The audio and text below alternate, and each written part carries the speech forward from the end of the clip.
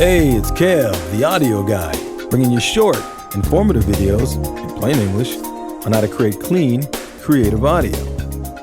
All right, Native Instruments has a number of acoustic and electric virtual guitar products. The product line includes the Session Guitar Electric Sunburst, which has been updated to the Session Guitar Electric Sunburst Deluxe. This is a powerful virtual guitar.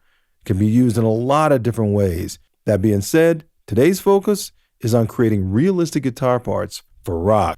That's right. Today we will build an aggressive guitar part with some custom rhythms and chord voicings. Let's get right to that demo track. Here we go.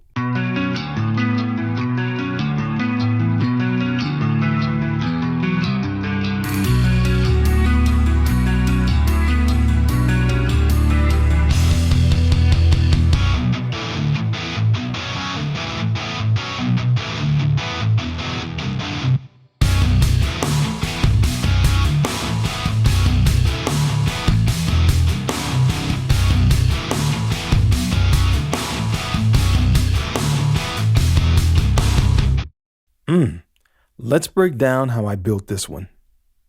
Okay, we've got our session open and I see Electric Sunburst Deluxe.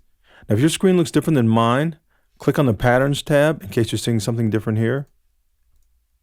And if you don't see the contact keyboard down below, just right-click anywhere in this area and the keyboard appears. Okay, we see the default preset right here. Here's its title. So let's single-click on it and the song browser opens.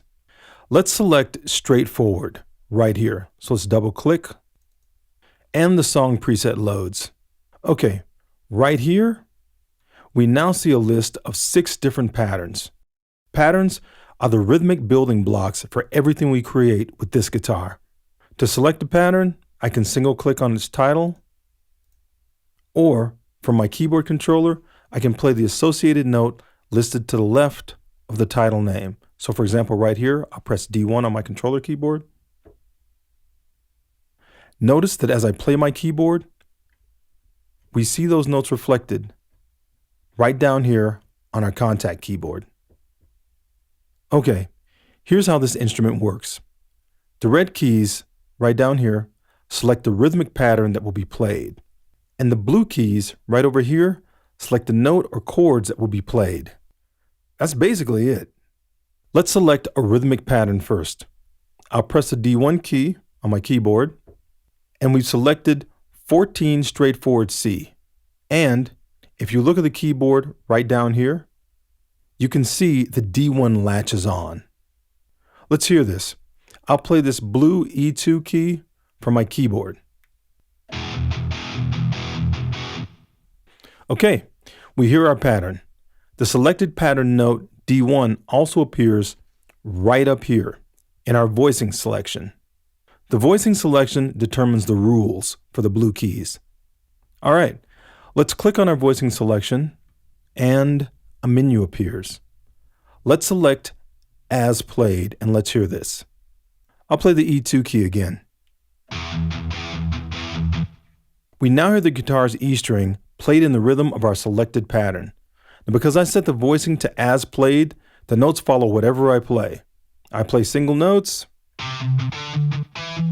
it plays single notes. If I play a chord, it plays the chord. For this guitar part, we use the Auto Chords mode. Let's press the Auto Chords button right up here, and a window appears. First, let's set the key to E minor. Okay, by entering Auto Chords mode, if I play a single note on the blue keys, it now plays a chord that corresponds to this keyboard layout. So if I play this E key, then this B minor chord will be played. Let's hear this. All right. Also, since we're in auto chord mode, the instrument invokes some music theory rules. Okay, what does that mean? It means you can play these chords in almost any order and melodically it will sound okay. Watch this. I'll just play some random notes.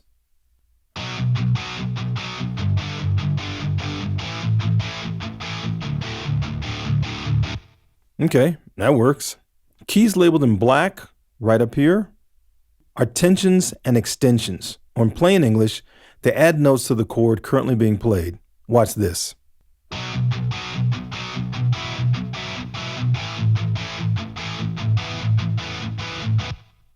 Cool. Another great thing about auto chords mode is that the notes of each chord are arranged in the exact same way that a guitarist would play them. So it sounds like a guitarist playing a guitar instead of sounding like guitar samples being triggered from a keyboard instrument. Okay, we have our auto chords layout. We have 6 available patterns. Let's create a guitar part. First, we record some melody notes. I've color-coded my melody track right up here to match the blue keys of the contact keyboard right down here. And to save time, I have a 4-bar melody recorded right here.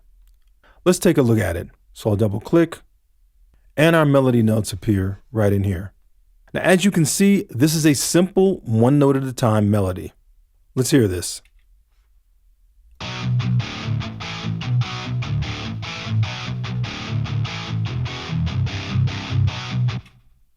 Okay, this 5-note melody here was the entire demo track.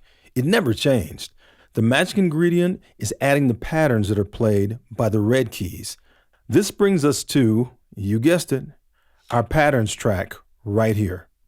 I've created 4 different patterns and I've color-coded them to match the red keys of our contact keyboard.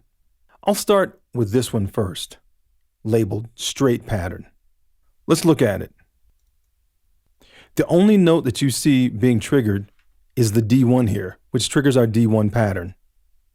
Let's enable this and let's listen. Also, if you're new to Ableton Live, our melody track, as you can see with this green arrow, is play armed. So when I play my pattern track right here, it automatically plays both tracks together. Here we go.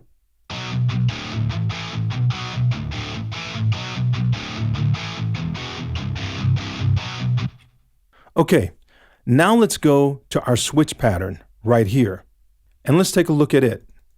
In this track, I'm switching between 2 notes. This pattern also sounds exactly the same as the last one I played, but I want you to watch the pattern display right in here. Here we go.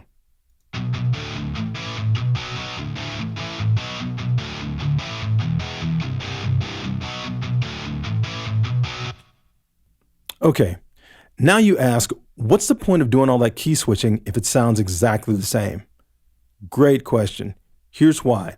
With Sunburst Deluxe, I can assign voicings to patterns. Watch this. I've got C1 right here selected, and I can see that right up here, it's assigned to voicing 1. I'll click on my voicing tab, and we see voicing options with descriptions. Let's change this to voicing 3, and let's hear the difference. Okay, so here's voicing 1 that we're on right now. And I'll switch it to voicing 3.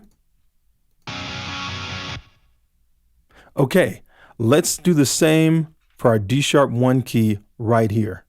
But I'll assign it from voicing 1 to voicing 2. There's a subtle harmonic difference. Let's now play back both of these tracks and let's hear the difference. I'll start with the straight pattern and then I'll switch to the switch pattern that we just modified. I'll even add the synco pattern right here at the end, just for fun. Here we go.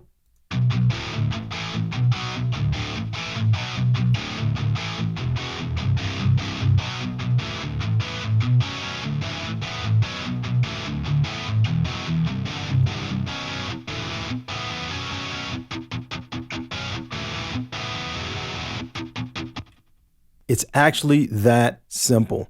Even the intro uses the same melody. For that, we need to change the sound preset and add a pattern. So let's go right up here to the sound preset window. I'll click on it and let's select 13 Ballad Roadhouse. Next, we come right down here and we double click our blank F#1 pattern. And we see the pattern browser. To listen to a pattern, just single click the title. Cool. Let's scroll down to 87 and we see 87 Mexican bar A. Let's double click it and it's now added to our preset window. Let's set it to voicing 2 And now let's go back to our pattern tracks and let's play our arpege pattern.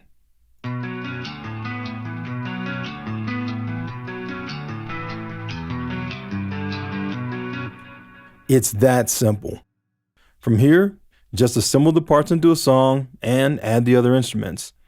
I should mention, I'm sharing the files I created here as an Ableton Live session and as MIDI files. For that, just click on the link in the description box. That's it. Thanks so much for stopping by, and please subscribe.